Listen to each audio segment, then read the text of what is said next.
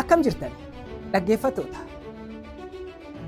Adda qophii keenya idilee ittiin walirraa barannu qabannee hin dhiyaanne. Bakka san odeeffannoo hawaasa keenya fayyadu tokko isin biraan gahuudhaaf dhiyaanne. Hawaasni keenya biyya alaa keessa jiraatu akkuma dhimmoota hawaasummaa garaagaraa biratti wal bira dhaabatee, wal utubee, wal gargaaru dhimmoota irratti wal rakkisuu fi irratti daba walirratti dalagu ammoo qaba.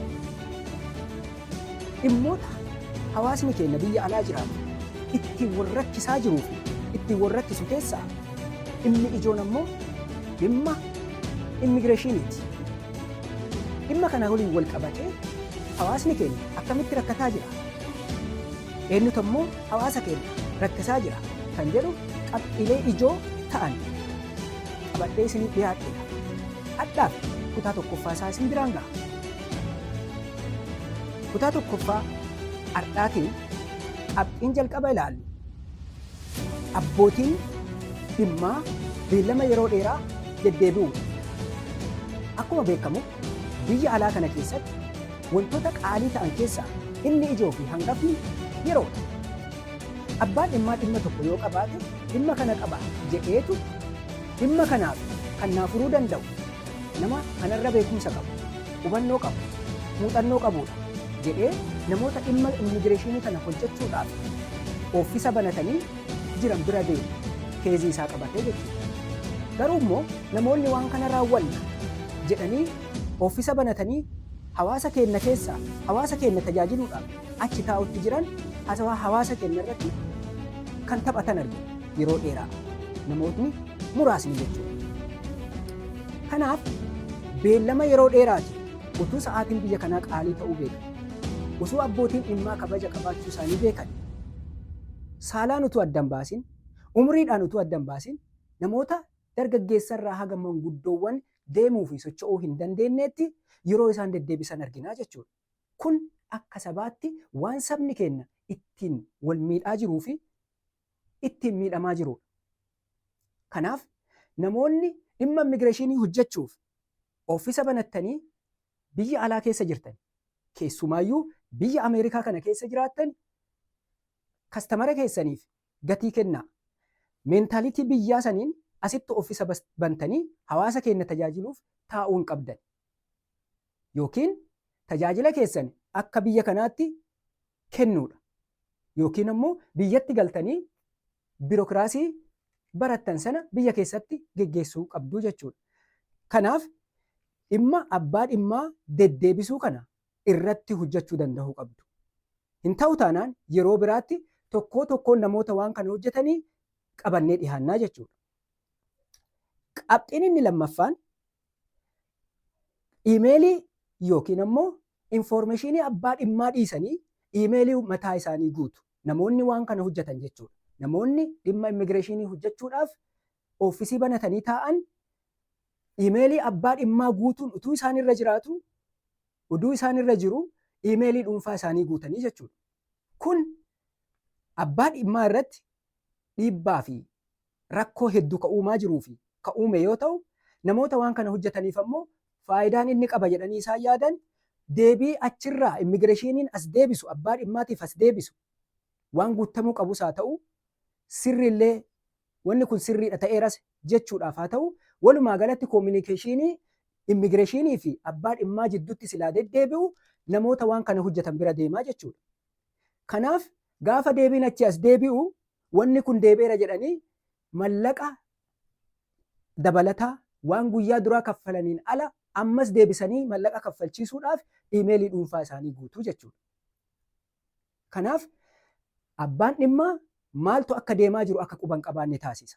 Abbaan dhimmaa keezii isaa guyyaa kenneen alatti maaltu jira, eessa jira, maaltu socho'e, maaltu hin sochoone irraa wanni inni quba qabu hin jiru. Maaliif jennaan odeeffannoon guutame ka isaa oduu hin taane ka namicha oofisa banatee oofisa keessa jiruu san waan ta'eef.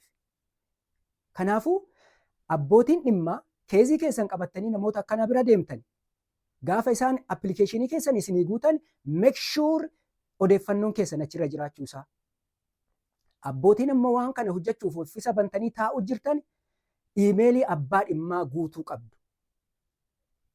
Kanaan alatti infoormeeshinii keessan guuttanii abbaa dhimmaa deddeebisuun mallaqa hin taane nyaachuun biyya kana keessatti rabbi birattis isin gaafachiisa, nama birattis isin gaafachiisa, hin beektu seera durattis isin gaafachiisa jechuudha.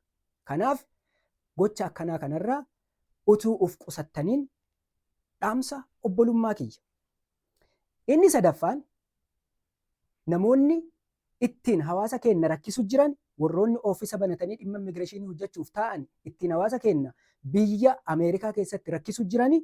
Inni sadaffaan dookumentii abbaan dhimmaa itti kennate gadi fageessanii ilaaluu dhiisu.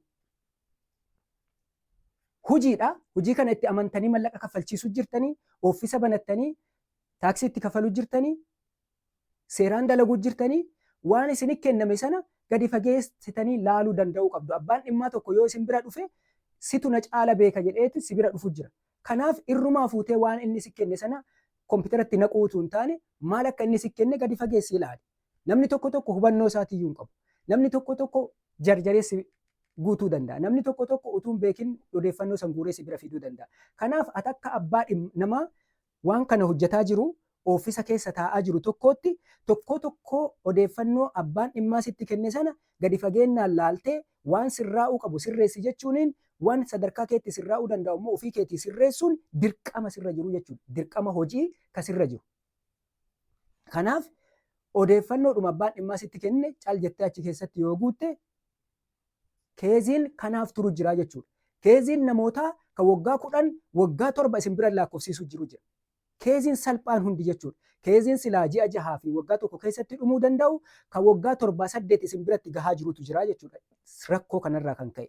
Kanaaf keezii kana gadi fageenyaan ilaaltanii waan sirraa'uu qabu oduu kompiitaratti guuttanii sammiitiin gooneen dura analaayiz gootanii waan sirraa'uu qabu sadarkaa keessanitti sirreessuun hojii keessan maaliif jennaan mallaqatti nyaataa jirtu waan ta'eef. Laayisensii itti taatanii hojjetaa jirtu waan ta'eef jechuudha. Baay'ee nama qaanfachiisa wanni isin hojjetaa jirtan oofisa keessa teettanii namoonni tokko ispeeshaalii. Waan isin hojjetaa jirtan oofisa san keessatti waan hawaasni quba hin qabne waan namni irraa quba hin qabne isinitti hin fakkaatin. Hojiin keessan hammeenni keessanis gaarummaan isin hawaasa kanaaf hojjetaa jirtanis ala jira waan ta'eef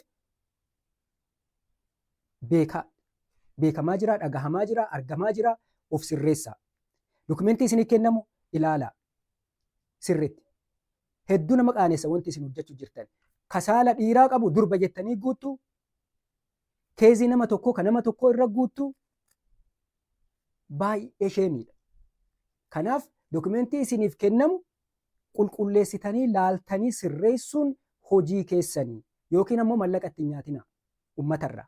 Yoo mallaqa nyaattan ammoo hojii keessan seeraan hojjechuun dirqama jechuudha. Kan akka obboleessaatti akka nama tokko biyya kana keessa waliin jiraataa jirutti akka nama dirqama hawaasummaa qabu tokkotti walitti himnaa jechuudha. Yoo diddan immoo tokko maqaa namoota waan kana dalagaa jiru guyyaa itti aanu yeroo biraatitti miidiyaa irratti qabannee dhiyaanna. Abboota miidhaan kunniin irra ga'e waliin jechuudha. Kanaaf of sirreessuun dirqama jechuudha akka hawaasaatitti namuu irraa dubbachuutti hin jiru. Garuu hawaasni keenya boo'aa jira, hawaasni keenya miidhamaa jira, hawaasni keenya nyaatamaa jira. Keeziin isaa deemuutti hin jiru, mallaqni isaa immoo itti hafuutti hin jiru jechuudha.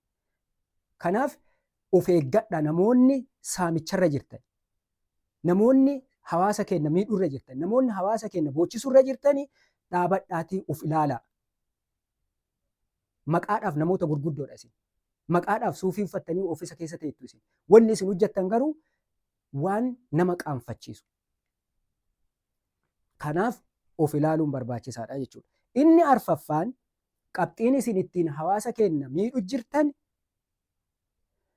koppii dokumentii isinitti kennamee abbaa dhimmaatiif deebisuu dhabu. Yookiin orjinaala isinitti kenname koppii gootanii deebisuudha. Orjinaala itti kennitanii koppii hambifachuudha. Yookiin ammoo koppii abbaa dhimmaatiif deebistanii orjinaala hambifachuudha. Haga yeroo muraasaatiif jechuudha. Isin garuu koppiillee abbaa dhimmaatiitti hin deebiftan, orjinaalillee abbaa dhimmaatiitti hin deebiftan. Kana maaliif gootu? Waan lamaaf godhaa jirtu.